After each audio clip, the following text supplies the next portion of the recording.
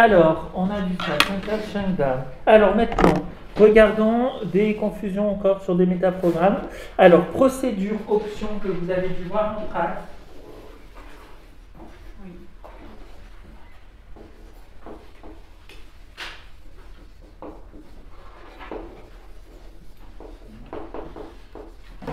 Donc, procédure, option assez simple comme ça à comprendre. La personne procédure, c'est la personne qui achète un meuble à Ikea, c'est le truc un peu classique qu'on dit, et qui va prendre la notice et qui va vérifier, d'abord on fait ça, ensuite ça. Il regarde vraiment la procédure à suivre, il est fidèle à la procédure. Alors ça, c'est de la procédure en référence externe, mais il y a des gens qui sont très procédure en référence externe. Ils disent, d'abord on fait ça, quand on fait le ménage, par exemple, je connaissais une personne qui faisait du ménage et du coup elle disait non mais quand on fait du ménage on ne nettoie pas la table comme ça. D'abord on fait comme ça, vous voyez, vraiment sa manière de faire les choses, sa procédure, ok. Et donc la procédure, il y a souvent une valeur de sécurité, hein, parce que la procédure sécurise. Hein. C'est pour ça qu'il y a des métiers qui sont très favorables à des personnes qui sont procédures. Hein. Tous les métiers en lien avec la sécurité, les avions, les transports, etc. Les procédures qualité, les labels qualité, c'est très procédure. Et l'option, c'est la créativité, c'est plus la liberté, des valeurs de liberté, de créativité, etc. Donc autant vous dire que les gens qui sont plutôt créatifs vont être très options et ils vont avoir du mal à rentrer dans un cadre. Hein. Parce que du coup, ils vont avoir du mal à rentrer dans un cadre de procédure. Vous voyez, moi j'ai un énorme filtre option, très créatif. Je peux vous dire que Calliope, c'était mon allergie absolue. Parce que c'est très procédure, très procédure. Et heureusement que j'ai Fabien et Sébastien qui m'assistent, parce que c'est que de la procédure leur boulot. Convention, signer, machin, tel tableau, tel truc, il faut bien mettre la croix dans cette case, machin, c'est que de la procédure. Parce que si on part en option, on est foutu. On ne sait plus ce qu'on a fait. Et moi, je ferais option, alors je perdais tous mes papiers.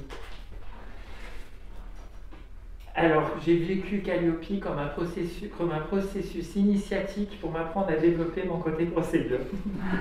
En le déléguant en grande partie à Fabienne, mais c'est quand même intéressant. Ouais. Vous ne pouvez pas non plus tout faire. Voilà. Il y a des gens qui sont très procédure. Alors, les gens qui sont très procédure, ils vont dire, quand ils sont en stagiaire en PNL, ils vont dire le protocole, l'étape 1, et à quel moment il faut ouvrir les yeux, et à quel moment il faut les fermer, et l'ancrage, tu le mets avec, et quand tu touches fort, tu touches comment, et si on te dit ça, qu'est-ce que vous voyez, vous l'avez, vous l'avez Je me rappelle, bah, ça arrive dans toutes les formations, de toute façon, je vais te dire. Donc ça, c'est la procédure. Ceci dit, quand on apprend, c'est normal, il vaut mieux d'abord suivre une procédure parce qu'on est en train d'apprendre que être en option. Être en option, c'est on fait comme on a envie, enfin, au feeling. Mais oui, mais si je ne sais pas faire et que je pars en option, c'est pas bon. Donc dans l'apprentissage, il vaut mieux être très procédure au départ et ensuite ouvrir les curseurs un peu plus en option. D'accord? Alors, voilà, l'option, le procédure, il va dire on va partir en vacances, on va aller à tel endroit, puis on ira dormir dans tel hôtel, et puis voilà, l'option, il dit on part en vacances, oh ben on verra bien. On verra bien où qu'est-ce qu'on fait. Par exemple, je pars souvent en vacances avec Seb, parce qu'on était amis avant qu'il travaille à Actipénel depuis longtemps. Et Seb est beaucoup plus procédure que moi. C'est pour ça que j'ai bien qu'il bosse à Actipénel. Voilà. Quand on part en vacances, Seb prend une carte et dit on a visité tel endroit. Et il entoure et dit et là on est là, et là dans la rue. Et moi je me promets, je ne sais pas du tout où je suis. Et je dis, bon, on verra, on tombera par hasard sur un monument. Lui, il me dit, non, ah ben là, il nous reste ça à visiter. Ah oui, donc, mais c'est très efficace, moi j'adore, hein, je me laisse porter quand on part en vacances. Ah, mais il sait, on n'a pas loupé un truc. On va visiter un truc, on ne va pas louper un monument. Il va dire, ah, ce truc, on ne l'a pas visité, voilà. Et en plus, il a du tri-information, donc là, c'est pratique. Vous voyez, donc ça c'est le côté procédure, et puis, mais en même temps il aime bien le côté option aussi. C'est vrai que pour le coup on se complète bien, parce qu'il me suit aussi des fois, il lâche le côté procédure, il dit allons-y, puis on verra. C'est pas une procédure de là à dire on va cadrer à l'avance. Par contre, une fois qu'on est dans la vacances, c'est à regarder. Il y a quand même procédure parce qu'il part avec la trousse à pharmacie alors que moi pas du tout.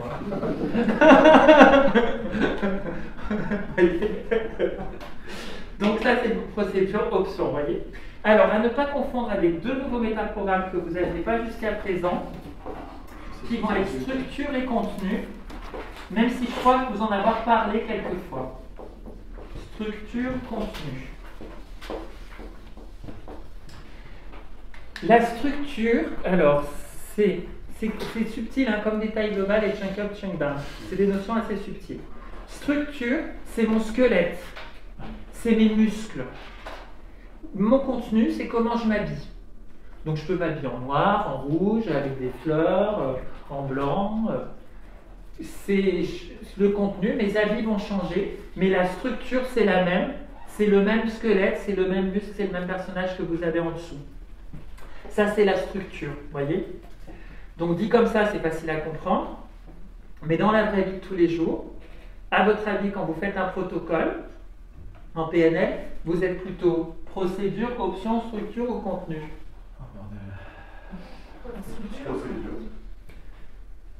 Alors, ce serait procédure et structure. Procédure et structure, c'est ça que vous dites? Non, procédure et contenu. Procédure et contenu. Alors, il n'y a personne qui m'a dit la bonne. Procédure et contenu. Non, option. Eh ben, option et structure. Là. Option et structure. Et là, c'est plus ça. Quand vous apprenez, c'est normal que vous soyez procédure. Mais dans la vraie vie, quand vous allez avoir un client, ça se trouve, vous allez commencer à faire, j'en sais rien, un recadrage en 6 points, puis vous lui dites ferme les yeux, puis la personne va vous dire j'arrive pas à m'associer au parti. Bon bah, allez, laisse tomber, on va pas faire comme c'est dit. Vous êtes flexible dans la vraie vie avec l'utilisation des protocoles. Vous avez compris la structure du protocole, c'est-à-dire vous avez compris la logique de ce que vous êtes en train de faire. Maintenant, qu'il ait les yeux fermés, ouverts, ou de savoir à quel moment je lui dis de fermer les yeux, ça on s'en fout, c'est pas grave. C'est pour ça que souvent je vous ai dit, vous inquiétez pas, moi je suis pas très attaché à la procédure. Ce que je veux vérifier, c'est que vous avez compris la logique de ce que vous faites. Donc il vaut mieux être structure. La structure, c'est votre logique d'intervention. Mais après, vous êtes en option. Ça va dépendre de ce qui se passe. Et quand vous allez modéliser, vous êtes très structure. Votre structure, c'est là. Ça, c'est votre structure. Les faits au comportement, les niveaux logiques. Maintenant, la personne, vous n'allez pas lui dire « Stop ! Dis-moi les faits. Ensuite, je veux savoir tes interprétations. Non, ne pas tes comportements, je veux avoir d'abord tes émotions. » Vous êtes hyper option, mais la personne, vous ne savez pas comment elle vous adresse les trucs. En plus, elle vous parle des situations complètement dans le désordre. Donc là, vous suivez la conversation, vous êtes très optionnel dans la communication. Raconte-moi, qu'est-ce qui se passe pour toi là, là. La personne, peut-être qu'elle va rentrer par l'identité. Je me sens mal dans mon rôle de mère, j'ai l'impression que je ne fais pas très bien. Ah ok, donc on est passé dans l'identité. Ou la personne, elle va dire, j'ai un problème avec mon fils, il ne m'obéit pas. Bon, ben, elle pose son problème au niveau de l'environnement. Ou elle va dire, j'arrive pas à me faire entendre. Elle le place au niveau des capacités. Ou elle va dire, j'ai un problème parce que j'ai tendance à considérer que mon fils ne me respecte pas. Donc on a un problème au niveau de la croyance, vous voyez, ou de son interprétation. Je ne sais pas comment la personne elle va m'amener son problème. On parle du même problème, mais elle peut me l'amener par plein de portes différentes. Et vous êtes option. Vous dites ok, mais vous par contre, l'information, vous savez où est-ce que vous la rangez, parce que vous avez une bonne structure. Vous savez où on range les choses. Et vous allez vous dire, ok, j'ai rangé les choses, mais vous n'avez pas de procédure.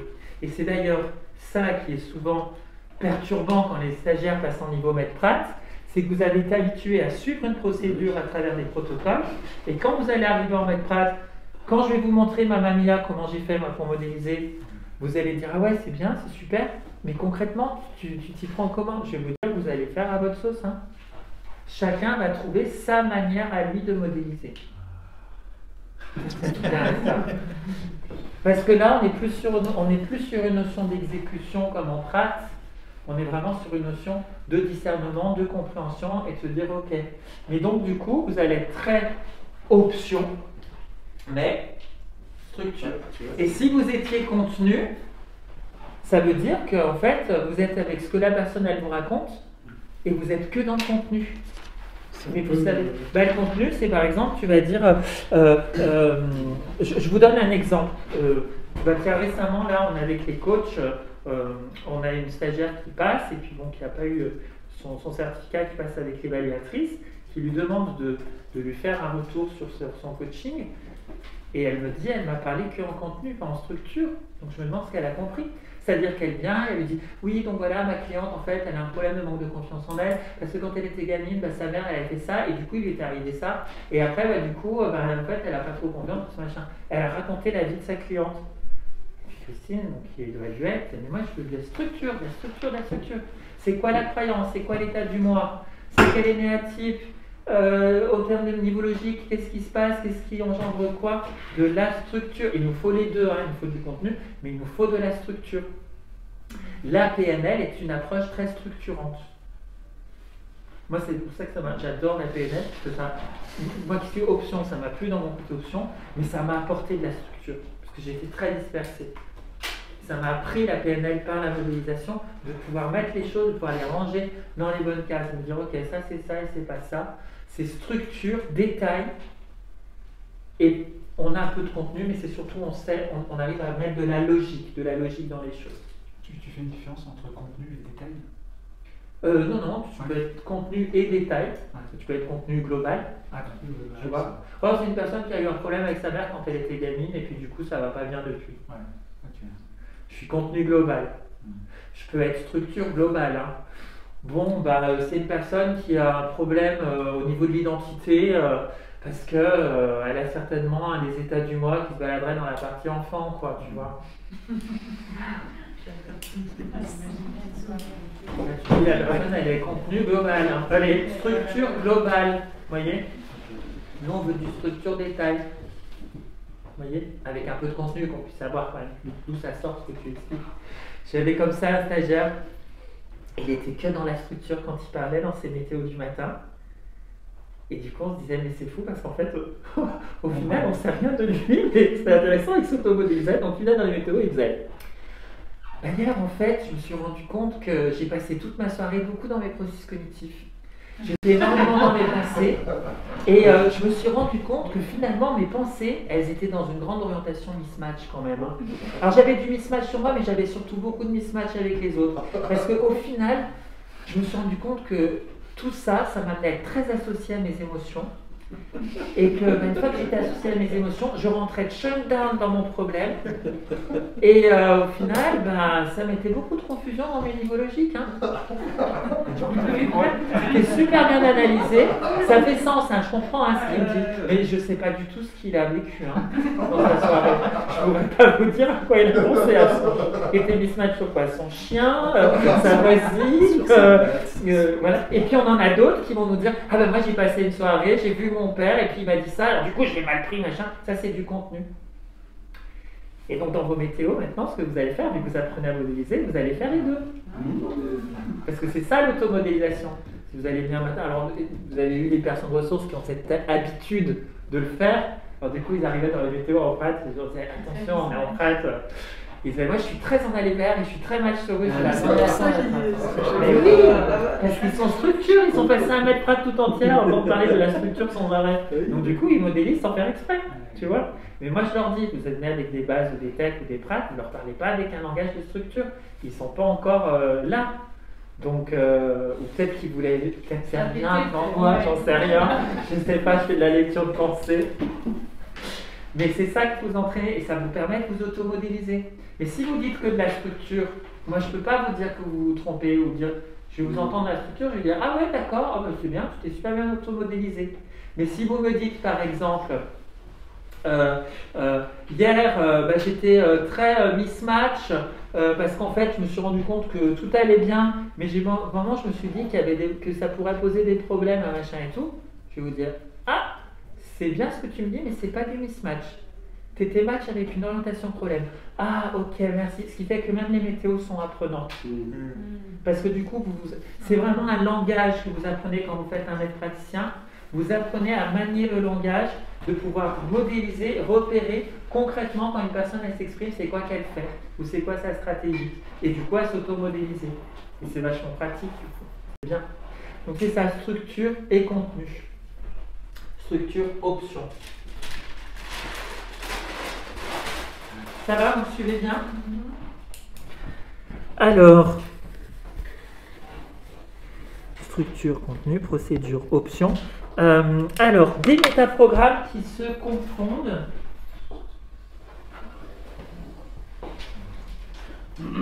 Alors attendez, il y avait aller vers, éviter de, et c'était confondu. Ah oui, avec de actif, proactif, machin. Alors, aller vers, éviter de,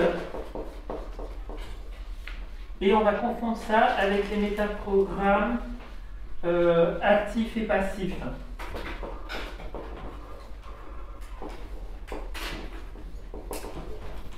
Alors, aller vers, ma stratégie mentale, c'est que j'ai un objectif, je formalise la chose dans ma tête en aller vers, c'est-à-dire je sais la valeur que je veux obtenir.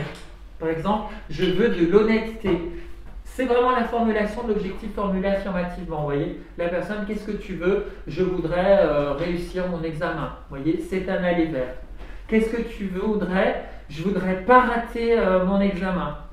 Ça, c'est un éviter de. Vous voyez? C'est une formulation, donc soit c'est un processus de motivation qui est en aller vers obtenir quelque chose, c'est en aller vers, formulé positivement, éviter de, c'est formulé négativement. Je veux pas d'injustice, je veux pas des gens malhonnêtes, je veux pas être malade, je veux changer de travail parce que je veux pas refaire un boulot que j'aimais pas. Vous voyez? Et d'ailleurs c'est intéressant dans les processus d'admission du coach. Ça nous est arrivé, il faut le savoir, sachez-le, de refuser des candidats juste dans le formulaire d'admission parce que c'était formulé en aller vers. En éviter de. Et je disais, je ne les veux pas. Parce qu'ils sont en train de fuir leur ancien boulot, mais ils ne veulent absolument pas devenir coach, il n'y a aucun aller vers dessus. Donc en fait, c'est qu'un processus d'histoire. On racontait leur vie dans mon ancien travail, je me sentais mal, nanana. Et du coup, je me suis dit que j'allais devenir coach. Ah ouais, mais c'est quoi ton aller vers, quoi? Vous voyez ce que je veux dire? Donc ça m'est arrivé de... Alors quand c'est du financement perso pour faire un base, découvrir petit à petit, ça ne me pose pas de problème. Par contre, quand c'était le cas, je me rappelle cette personne, c'était pour un financement complet avec son entreprise qui allait tout lui payer. Et qu'en plus, moi, je devais m'engager sur un parcours complet. J'ai dit ah non, non. Parce que ça se trouve, au bout de 2-3 sessions, la personne, elle va nous péter dans les doigts. Et après, ça ne va pas être bon, ni pour elle, ni pour nous, c'est pas bon. Vous voyez ce que je veux dire? Donc l'aller vers, la personne sait, elle a une clarification de ce qu'elle recherche, l'éviter de ce qu'elle ne veut pas. Actif, c'est autre chose. Actif et passif. C'est quoi la différence d'après vous? Avec par exemple, l'aller vers et l'actif. Je vais mettre en place des actions. Oui. Donc ça veut dire que je mets sous ma responsabilité l'objectif. Je le place en métaphore actif sous ma responsabilité. En passif, j'attends que mon critère soit satisfait par quelqu'un d'autre. Vous voyez? Donc on peut tout à fait être en passif en aller vers. Vous voyez? Donnez-moi des exemples de passivité en aller vers. Je veux trouver l'amour. Je veux gagner au loto. Voilà, je veux gagner au loto. Non, mais alors passif vraiment, parce qu'encore je veux gagner au loto, il peut être très actif, il peut jouer. C'est pas complètement passif. Je veux trouver quelqu'un, mais la personne, voilà, elle fait rien pour.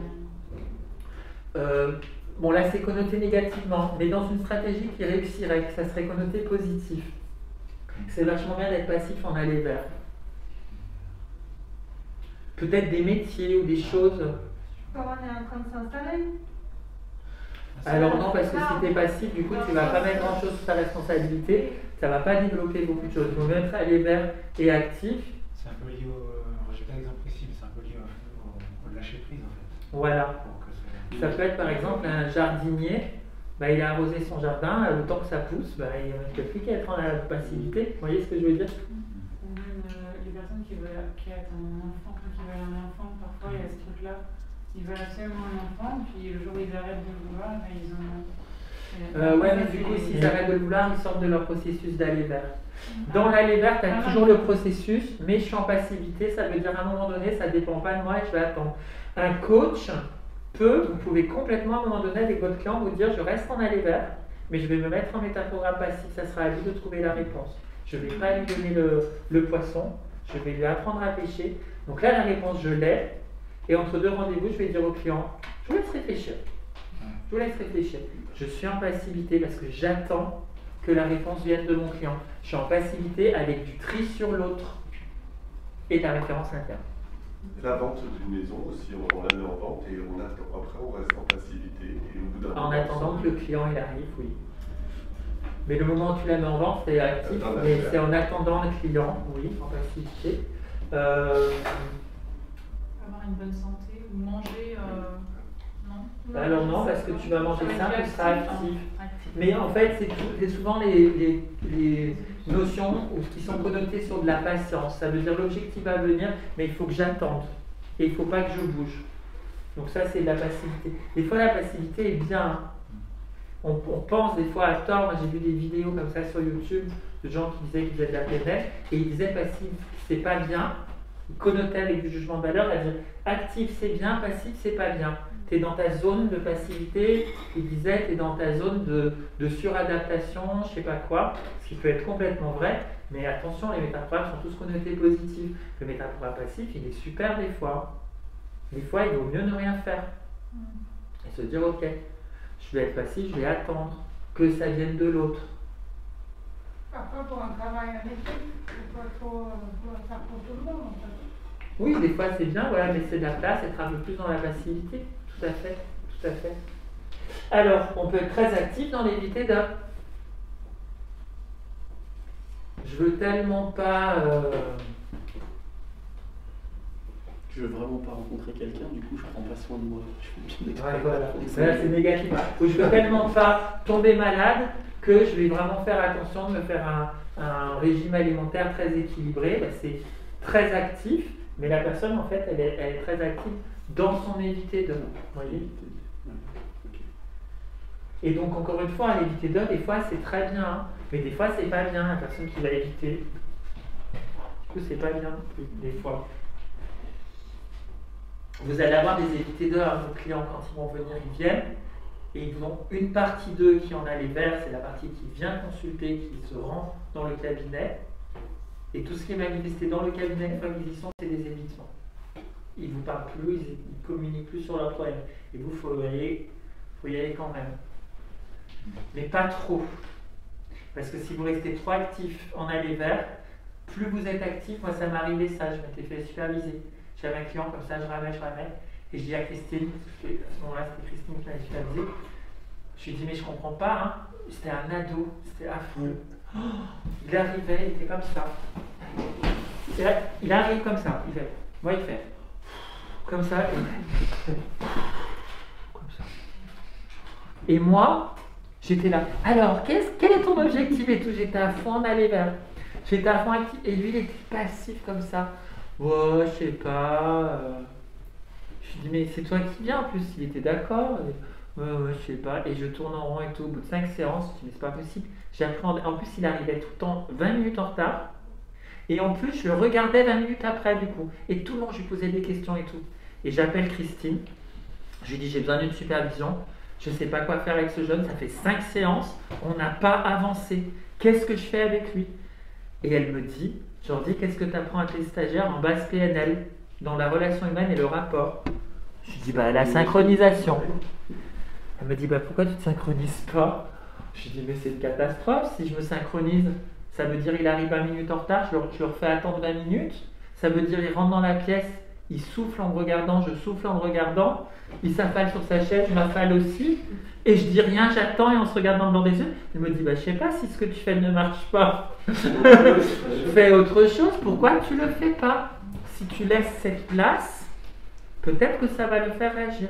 Alors Et alors, ça va me demander beaucoup parce que je lui dis, mais je peux pas, machin, une croyance limitante, un coach n'a pas le droit de faire ça, bref, voilà. Je travaille mes croyances limitantes, je me fais superviser, j'y vais, je prends sur moi, je me dis, il va venir en retard, il faut que je le prenne en retard. Il arrive 10 minutes en retard, je lui dis, attends dans la salle s'il te plaît, et pendant 10 minutes, j'attends comme ça. Et je me dis, mais non, parce qu'au début, je me serais dit, c'est pas pro, mais je me dis, mais si, c'est pro, là, tu fais ta stratégie et tout. Il rentre, il était comme ça, je le regarde, je fais. Et il s'assoit et je me pose comme ça et je m'avachis. Et je fais comme ça. Et le jeune se redresse, dit mais je sais pas, vous n'avez pas des questions à me poser? Je dis bah je sais pas, de toute façon je pose des questions, mais vu qu'à chaque fois que tu me réponds que tu ne sais pas, bah, je t'avoue que moi non plus je ne sais pas. Donc je sais pas. Bah, et en fait, effectivement, ça l'a mobilisé. Et en fait, ça a été même l'occasion d'une grande discussion avec lui, parce qu'il avait beaucoup des angles morts, ce jeune, parce qu'il ne gardait pas ses emplois. Il me disait, je comprends pas, la vie est pourrie, j'essaye de bosser dans une entreprise, ils m'ont pas gardé. Je disais, ah bon, mais pourquoi ils t'ont pas gardé? Ben, je sais pas, ils n'ont pas voulu me le dire. Je me disais, il a dû arriver en retard. Je ne voulais pas faire des lectures de pensée, mais comme je le modélisais, je me disais, il doit reproduire forcément la même chose. Il doit souffler, il doit... Ils disaient, mais ils t'ont pas donné du feedback? Ben non, ils n'ont même pas voulu me donner du feedback, ils m'ont gardé qu'une journée ou 2 jours, et puis ils m'ont pas gardé. Ils m'ont même pas donné de feedback, c'était un connard, machin. Et puis je dis, merde et tout. Et en fait, je lui dis, mais à ton avis, je lui dis, qu'est-ce quel effet ça? Et en fait, c'était génial. Je lui dis, quel effet ça a eu sur toi que je me mette comme ça, à rien faire, à souffler? Ben ça m'a gonflé, il me dit. Puis je me suis sentie mal à l'aise. Je dis, bah c'est super parce que c'est exactement ce qui se passe chez moi aussi quand je te reçois. Je suis mal à l'aise et tu m'agaces. Elle dit, ah bon? Je dis, bah ouais, mais je pense que c'est ça que tu fais aux gens. Et en fait, ça a été génial. De ce jour-là, il y a une relation de confiance qui s'est créée. On a fait ce qui s'appelle une alliance thérapeutique. Et quand il est reparti, il était à fond. Il était là, oh, ah ouais, et je dis, mais c'est pas ça que tu joues. Regarde, c'est pas ça que tu joues quand tu vas à ton travail, tu ne gardes pas et tout.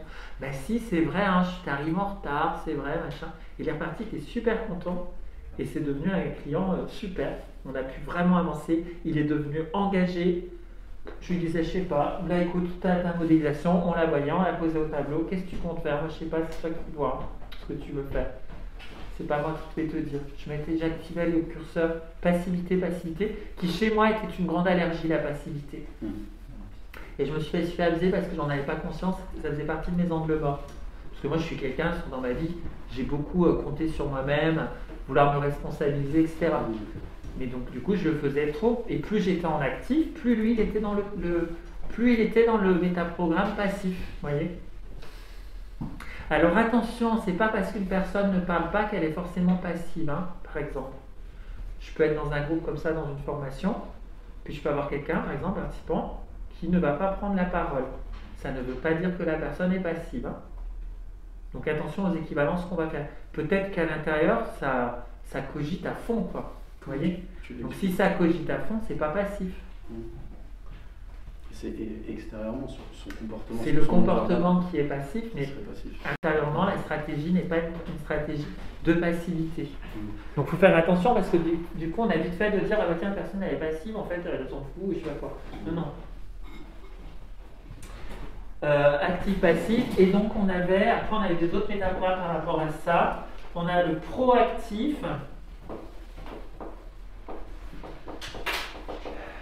Et le réactif. Donc le proactif, lui, il va anticiper. Vous voyez? Qu'est-ce qui va se passer? Comment je fais? J'anticipe à l'avance dans la proactivité. Je mets les choses en place en avance. Et dans la réactivité, j'attends le dernier moment pour réagir. Savez-vous que la réactivité, ça peut complètement faire partie des stratégies d'excellence de certaines personnes? Moi, j'ai des personnes en coaching, pareil, qui m'ont dit, moi, de toute façon, j'en ai marre parce que quand je fais quand je dois rendre un truc à faire, j'en ai marre, je le rends toujours au dernier moment. Et en fait, la personne, elle a besoin d'être en réactivité pour faire du bon travail parce que si elle est trop proactive, du coup, elle ne fait pas le boulot. Donc, des fois, c'est OK si ça fait partie des stratégies d'excellence de la personne. Moi, j'ai des stagiaires comme ça qui me disent, j'ai pas ouvert un cahier, hein. Et je m'en suis voulu. Je dis, bah oui, mais c'est pas ta stratégie, c'est pas ta stratégie. Si tu as besoin de te dire, ça y est, je suis coincé, il faut qu'il y ait un opérateur modal de nécessité pour m'emmener dans la réactivité. Et c'est ça qui fait que je vais me mettre à réviser mes cours, bah pourquoi pas, si ça marche. Après, si ça ne marche pas, bon, bah là, il faut revoir la stratégie. Mais si ça marche, grand bien face à la personne. Vous voyez ce que je veux dire? Après, il faut questionner l'écologie aussi. Voilà. Mais la réactivité, des fois, est intéressante. Hein. Et d'être trop dans la proactivité, c'est pas bon non plus. Parce que du coup, trop anticiper tout le temps, c'est pas bon non plus. On vit plus. Alors, du coup, on a vu ça. Les burn-out, un petit peu, ils sont proactifs.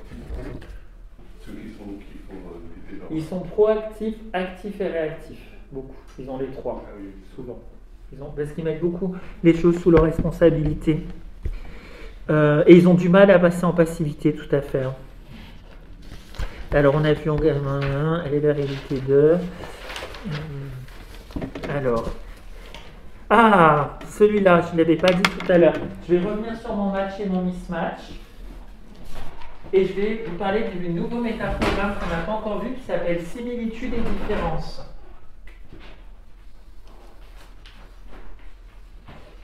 Tout comme tu veux.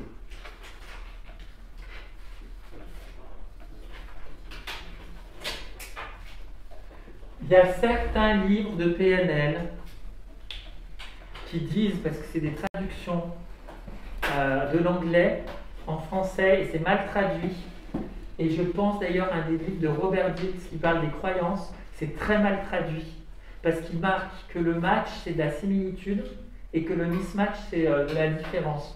Ben non en fait, c'est pas la même chose. Donc similitude ça veut dire je regarde ce qui est pareil, ce qui est identique. Et différence, je vais regarder qu'est-ce qui est différent. Alors que dans le match, je regarde ce qui me satisfait, et dans le mismatch, je regarde ce qui ne me satisfait pas. Donc je peux tout à fait être mismatch en similitude. Oh, c'est dommage. C'est le même verre que la dernière fois dans cette pièce, n'importe quoi. C'est dommage, il y a encore du mauvais temps. Vous voyez ? C'est la même chose. Je remarque en mismatch qu'est-ce qui était similaire. Et puis je peux être en mismatch avec de la différence. C'est dommage, la dernière fois c'était mieux parce que je sais pas, les tables elles étaient plus grandes. Vous voyez ? Je suis mismatch différente. Je peux très bien être match, similitude. Ah, c'est super parce qu'encore une fois, il n'y a que des gens sympas. Donc ça c'est match, similitude, comme la dernière fois. Et je peux être match, différence. Ah, c'est bien parce que cette fois-ci, il y a un peu moins de monde, donc ça donnera un peu plus d'échanges en tête à tête. Vous voyez ? Match, différence. Vous voyez ?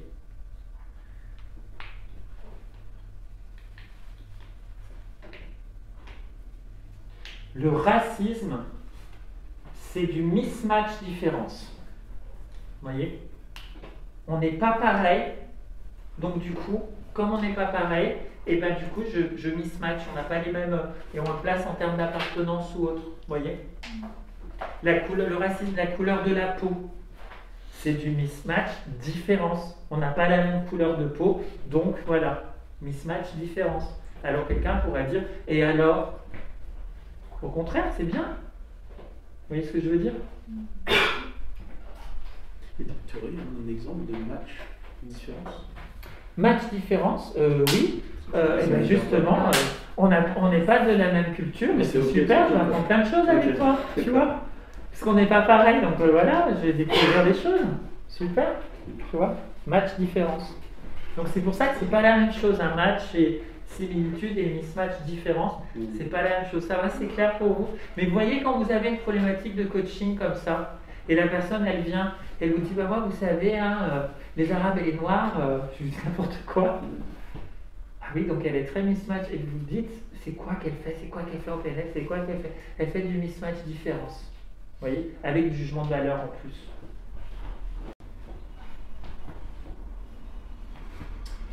Ok, donc on a fait ça. Donc c'est intéressant parce que tous les métaprogrammes peuvent être très utiles dans nos coachings. Alors. Combien de métaprogrammes en tout?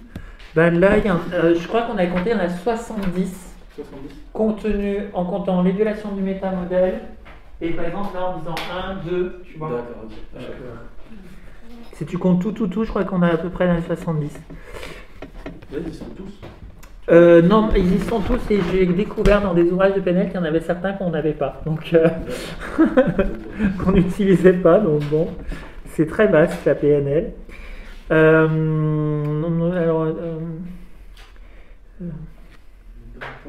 Similitude, différence. Voilà. Alors après, effectivement, on va aller voir sur les métaprogrammes. temporel, mais ouais, on va aller voir des métaprogrammes temporels. Alors, on va parler donc du séquentiel et du simultané. Ça va, vous tenez le coup? Oui. C'est très théorique aujourd'hui, mais après, vous allez tellement pratiquer qu'on y passe de toute façon. Alors, séquentiel, simultané.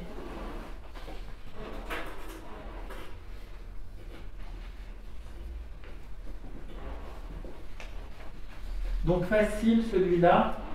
Séquentiel, je fais une chose à la fois. Simultané, je fais plusieurs choses en même temps. Dans l'apprentissage, à votre avis, on est comment si on veut être dans l'apprentissage? Séquentiel. La concentration mentale, vous ne pouvez pas être, c'est impossible dans le cerveau de pouvoir être simultané. Dans le cerveau, on ne peut pas être concentré tout en étant simultané, ça ne marche pas. Vous êtes sûr de faire des erreurs. Donc l'apprentissage, on est très séquentiel et quand on sait faire et que c'est vraiment rentré dans les muscles, à ce moment-là, on peut passer en simultané puisque du coup c'est acquis. Donc on peut porter notre attention sur autre chose. C'est pour ça que le permis de conduire, on apprend d'abord les panneaux et ensuite quand on a le code, on va sur la route. Généralement, c'est comme ça. En PNL, c'est la même chose. Vous avez fait base, tech, prat, vous avez vu l'alphabet, les métaprogrammes, le métamodèle. Vous avez appris à bien poser des questions, suivre un état présent, un état désiré. Voyez, vous avez appris les notions de manière séquentielle. Le MEC-PRAT, ces notions de séquentiel, c'est ça la marche inventée, c'est d'arriver à maintenant les utiliser en simultané. Repérer l'évaluation du métamodèle, mettre de la structure dans les niveaux logiques, modéliser, vous allez passer sur un petit peu plus de simultané. Quand vous modélisez, vous êtes forcément simultané, puisque vous allez repérer plusieurs choses en même temps. Mais pendant l'apprentissage, il vaut mieux être séquentiel. Sinon, ça fait trop de choses d'un coup. Et quand c'est trop de choses d'un coup, la personne, elle est perdue. Ça fait... il y a un séquentiel et procédure, du coup, il y a une petite... la nuance, elle est... Oui, ah merci, c'est vrai, c'est intéressant. Alors... Du séquentiel option, ça donnerait, parce que j'essaye du coup de les croiser. Aujourd'hui, je suis en option, par exemple, j'ai plusieurs choses à faire. Je pourrais commencer par là, mais je pourrais commencer par là. En fait, non, j'ai décidé, je vais commencer par là. Mais par contre, je vais que me concentrer dessus, tu vois. Je ne vais pas faire plusieurs choses en même temps. Je sais pas, tu as plusieurs tâches à faire dans la journée. Voilà. Alors, c'est intéressant, parce qu'on travaille pas mal sur le secrétariat. Et Fabienne, par exemple, expliquait à celle l'autre jour, elle disait... Moi, si j'ai des appels en même temps que je suis en train de régler des trucs à l'ordinateur, ça me coupe et je fais des conneries derrière. Donc des fois, elle disait, je laisse sonner le téléphone, je finis ce que je suis en train de faire, tant pis, la personne, elle laisse un message, je la rappelle après parce que le pire dans votre travail, c'est justement d'être coupé quand vous êtes en train de faire un truc. C'est encore plus compliqué, c'est le meilleur moyen de faire des erreurs. Quand vous êtes vraiment concentré sur une tâche, et vraiment sur les études qui ont eu lieu sur la productivité, ça a vraiment été prouvé que quand on fait plusieurs trucs en même temps, ou qu'on est interrompu dans une tâche, ça prend beaucoup plus de temps pour la faire. Et de manière vraiment, parce que c'est intéressant, ces trucs sur la concentration, le truc le plus difficile pour la concentration, il n'y a rien de pire qu'une boîte mail. Vous savez, quand vous arrivez, que vous avez des emails. Pourquoi ? Parce que vous recevez des emails, ce sont, si vous les ouvrez, pas en séquentiel, mais vous les surlisez. Il n'y a rien de pire pour faire monter la pression parce que ce sont que des demandes sur lesquelles vous n'avez pas la réponse tout de suite et qui vous demandent un temps de réflexion pour avoir la réponse, pour traiter une problématique. Et vous en avez plein qui vous arrivent en simultané. Donc c'est un truc super difficile, quoi. Et en plus, c'est vrai qu'il y a une étude qui montrait que les gens... Mais j'ai halluciné, hein, c'était des statistiques, j'ai halluciné. Vont voir leur boîte mail toutes les 6 minutes en moyenne. C'est énorme. Ça veut dire qu'il ne faut pas rester concentré parce que dès que tu as un mail qui arrive, pouf, tu sors de ce que tu es en train de faire pour t'intéresser à la demande. Parce que comme on est des individus sociaux et qu'on a besoin d'être en lien, et bien maintenant avec l'ère d'Internet, etc., dès qu'on a une demande, on aurait envie de tout de suite, vite répondre parce que la personne, on sait qu'il y a quelqu'un qui attend une réponse de notre part. Et donc du coup, on se met à être dispersé et comme ça, on a du mal à rester concentré. Donc les boîtes mail, c'est difficile. Et sur les tâches au travail, il est prouvé qu'il vaut mieux commencer par ce qu'on aime le moins faire dans une journée parce que la tension et la concentration diminuent, et garder les activités sur lesquelles on a le plus de pratique pour la fin de la journée. Voilà, ça c'est une petite astuce organisation. Donc séquentiel simultané. Ensuite, donc sur tout ce qui est les cadres de temps. Alors attendez d'abord, séquentiel simultané. Je ne les fais pas dans l'ordre. Vous voyez, je suis option, je ne fais pas dans l'ordre. Alors, cadre de temps. Donc tout ce qui est maintenant temporel. Donc on va avoir soit l'orientation passée, soit l'orientation présent, soit l'orientation future. Vous allez avoir des personnes qui ont un profil de personnalité, ils sont très orientés passé. La nostalgie, avant, comment c'était, les albums photos. Alors généralement ils ont des albums photos, ils adorent ça, regarder des photos, des vidéos, ils aiment garder des souvenirs, les objets, alors des métiers, hein, les antiquaires, les gens qui aiment l'histoire, etc. C'est des gens qui sont en grande orientation passée. Vous voyez?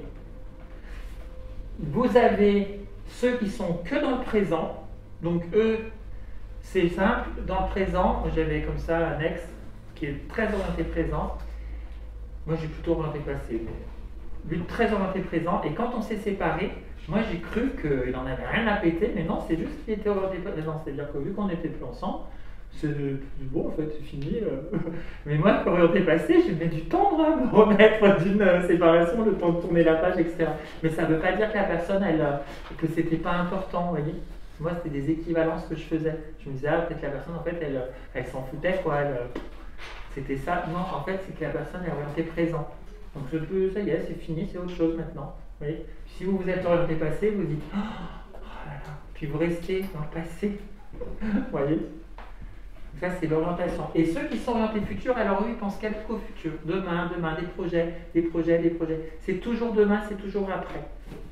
Ça, c'est simplement des orientations de l'esprit. En bougeant les curseurs, en quoi c'est intéressant au niveau des stratégies mentales de faire bouger ces curseurs-là? En termes de stratégie mentale, en quoi ces curseurs-là peuvent être importants dans les problématiques d'une personne, à les bouger et à les repérer? Tout dépendra de ce que vit la personne à l'instant T. Si tu parles par exemple de rupture, ce sera peut-être plus intéressant de partir vers le futur dans l'idée pour améliorer, on va dire, enfin. Oui, alors il y a ça. Si tu es trop présent, peut-être que tu ne te projettes pas. Alors oui, de toute façon, oui, les gens qui sont très orientés présents, ils ont du mal à construire des choses sur lesquelles ça va se construire dans le futur, du coup. Mais vous allez avoir ça qui va être intéressant pour des problématiques émotionnelles. Parce que les émotions vont être connotées en lien avec l'orientation mentale de la personne. La tristesse, c'est de la pure orientation passée. Je ne peux pas être triste si je suis connecté à mon moment présent ou à mon futur, mais c'est connoté passé.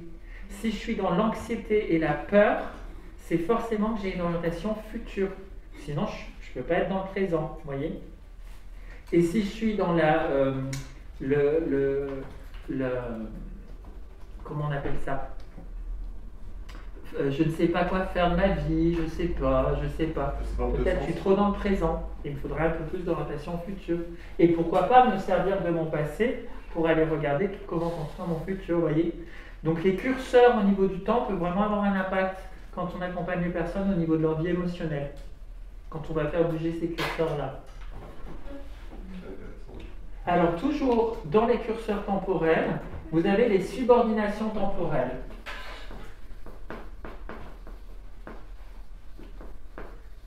Donc dans les subordinations, vous avez le passé influence ou conditionne le présent, et vous avez le passé conditionne le futur. Donc là, la personne, quand elle vous raconte son histoire, elle va vous dire, par exemple, le passé conditionne le présent. Il s'est passé quelque chose donc, dans le passé, et du coup, aujourd'hui, voilà ce qui se passe.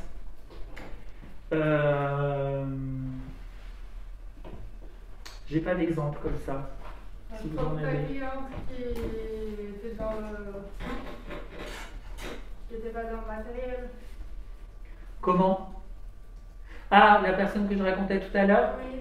le passé conditionne le présent. Oui, voilà, ça c'est intéressant. Il y a eu une blessure qui fait qu'aujourd'hui, du coup, la personne, elle se comporte comme ça dans sa vie. Tout à fait, ça marche bien.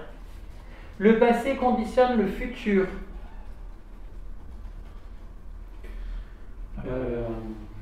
On modélise son futur en fonction de son expérience. Enfin, comment dire, on se projette dans son futur Voilà. par rapport à ce qui nous est déjà arrivé sans ouvrir sur d'autres choses. Oui, ou en fait, on va dire, bah, vu qu'il s'est passé ça, du coup, on mettra en place des mesures, mais qui seront dans le futur. Elles ne seront pas encore liées aujourd'hui, mais on va mettre en place des mesures ou des projets. Voyez. Par exemple, ça peut être, dans mon passé, j'ai vraiment subi ma vie professionnelle, et donc mon passé conditionne mon futur parce qu'aujourd'hui, par exemple, je me forme parce que je ne veux plus refaire les mêmes erreurs. Mais si je me forme, c'est pour mon futur, mais pour ne pas reproduire les erreurs du passé. Voyez. Le passé conditionne le futur. Et pour le premier, ça serait quoi? Tu as un autre exemple? Le passé conditionne le présent. Ah ben, si un exemple tout bête, j'ai une maman qui élève son enfant toute seule. Et pourquoi? Parce que le passé, le papa, il est décédé, par exemple. Et en fait, elle a du mal à élever son enfant parce que du coup, elle n'a plus de papa, mais en fait, ce passé de ce décès va conditionner sa vie présente aujourd'hui. C'est le passé qui conditionne le présent. Voyez. On va donc avoir le présent conditionne le passé et le présent conditionne le futur. Alors ça c'est facile. Le présent conditionne le futur. Ben là on est dedans. Hein. Ce que vous apprenez maintenant va vous servir dans le futur. Donc on y est. Le présent conditionne le passé. Ce que je vis me ramène à mon ce que je vis maintenant me ramène à mon passé et ça fait comme si je revivais. Et je peux peut-être le réinterpréter différemment, voilà, ce passé. C'est Je suis dans des prises de conscience qui font que ce passé, vu ce que je suis en train de vivre maintenant, je me dis, ah mais en fait, par exemple, je peux dire, ah je suis très rancunier sur mon père ou sur ma mère parce qu'ils n'ont pas été gentils, parce qu'ils ont fait ça, nanana. Et puis moi-même, dans mon présent, j'ai des enfants, et puis je me mets à faire une boulette, et puis je dis, ah mais en fait, ah ben, je m'en sors pas mieux. Donc finalement, ils ont peut-être fait du mieux qu'ils voulaient, ou je ne savais pas peut-être que ce que j'apprends aujourd'hui, ou il y avait un truc que je ne savais pas, une nouvelle information. J'apprends une information qui me fait comprendre pourquoi la personne elle a eu cette réaction dans le passé. Je ne comprenais pas pourquoi cette personne elle avait cette réaction dans le passé. Donc mon présent va bien reconditionner mon passé. Vous voyez ce que je veux dire? Et après, on a le passé dans le futur conditionne le présent,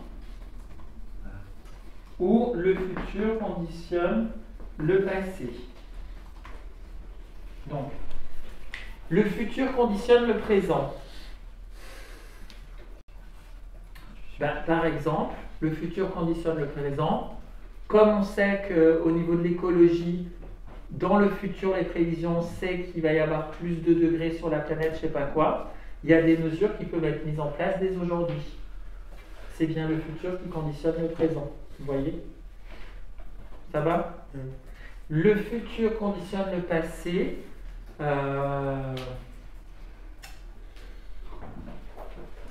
faut que je retrouve des exemples. J'ai toujours du mal avec ceci.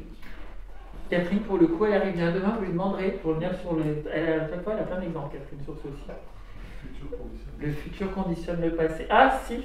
Tout le travail qu'on fait en thérapie, je vais faire un travail en thérapie dans le futur, je vais aller faire un travail en thérapie pour réparer les blessures du passé. Vous voyez? Donc c'est bien le futur qui va conditionner le passé. Ou par exemple, il y a une personne avec qui j'étais en conflit, et je sais que je vais devoir, dans le passé, mais je vais devoir retravailler avec elle. Parce que j'ai appris qu'elle allait retravailler dans la même boîte que moi.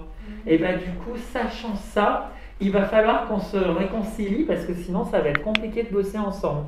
Donc c'est bien le futur qui va reconditionner le passé puisqu'on avait eu une embrouille qui n'avait jamais été réglée. Vous voyez ce que je veux dire? Donc le futur conditionne le passé. Et là, dans la modélisation, quel lien là, en fait s'il y a un client qui vient, on va te... c'est par rapport à un Alors, tu comportement. vas voir des fois, ça dépend des stratégies mentales, où du coup la personne, elle a vraiment, dans ses liens de subordination temporelle, elle est que axée sur un truc et c'est ça qui tient la stratégie en place. Tu vois. Mais après, ceux-ci ne sont pas très majeurs, c'est pas ceux qui vont me ressortir le plus. C'est pour ça que je les ai gardés un petit peu pour après. Par contre, on a toujours dans les positionnements temporels, et ça on avait dû le voir déjà, dans le temps et à travers le temps. Donc dans le temps c'est in time, à travers le temps through time. Je ne sais pas pourquoi je l'ai retenu en anglais. Donc dans le temps et flow time à travers le temps. Vous les avez vus ceci ou pas? Oui. Donc dans le temps, je suis associé au temps, je ne vois pas le temps passer. Ah, c'est déjà là. Ah bah dis donc, je n'avais pas vu le temps passer. À travers le temps, j'ai l'œil sur l'horloge. Alors juste un tout petit truc, des fois, c'est confusion entre dans le temps et in time et réactif. Le in time peut entraîner du réactif, mais c'est pas forcément la même chose. Voyez. Quand la personne, par exemple, elle va dire, ah, elle vous prévient au dernier moment, elle est in time, elle n'est pas forcément in time, elle est réactive, parce qu'elle n'avait pas prévu, elle n'avait pas anticipé. Voyez. In time, par contre, je vois vraiment pas le temps passer. Donc ça vous arrive quand vous faites vos séances, puis vous parlez, puis vous êtes vraiment in time, quoi. Alors que la personne qui est à l'heure, elle est à travers le temps. Donc ça, c'est des métaprogrammes intéressants, ceci dit. In time, flow time, réactif, tout ça. Pour des gens qui ont des problèmes de retard. Quelqu'un qui va dire, je ne sais pas pourquoi, j'arrive toujours en retard, il y a un gros métaprogramme in time. Donc même si la personne, elle bouge le curseur, qu'elle est proactive, qu'elle se lève plus tôt le matin, elle va se débrouiller pour encore être en retard, parce qu'elle sera encore associée au temps, elle ne verra pas le temps passer. Donc elle sera toujours in time. Donc il faut qu'elle bouge à travers le temps.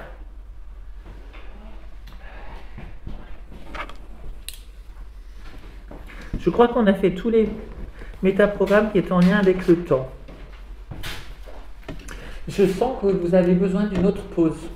Je le sens, je le calibre. Et on va la faire parce que sinon, je vais enchaîner et cognitivement, ça ne va plus rentrer, ça va faire saturation. Et je vois qu'il nous en reste encore quand même quelques-uns à faire.